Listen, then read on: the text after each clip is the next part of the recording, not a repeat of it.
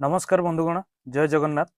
एमबीजे informer आउ एक नुआ वीडियो रे आपण समस्त को बहुत बहुत स्वागत। तो बंधुगण, आपण माने समस्ते जानिछंती जियो, एयरटेल आउ भी एहीपरि तीनोटी नेटवर्क एमाने एमिति गोटे गोटे नेटवर्क जो मानक पाखरे सबुठारु अधिक कस्टमर अछंती आउ एहार फायदा उठाइछंती तीनोटी जाक नेटवर्क रो मालिक।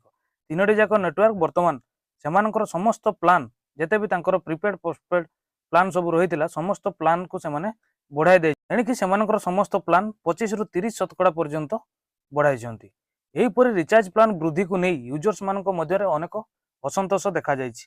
ठीक यही समय रे वर्तमान बीएसएनएल रे एंट्री मारिछंती बीएसएनएल सह जोड़ी होइछंती टाटा कंपनी।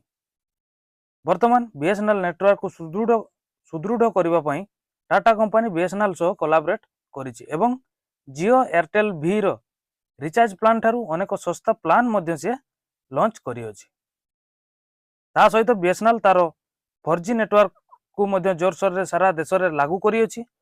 पूर्व देश में 3500 बीएसएनएल टावर रही बेले वर्तमान ताकू से बढ़ाई 10,000 पर्यंत टावर लगाइबाको चेष्टा करुअछि।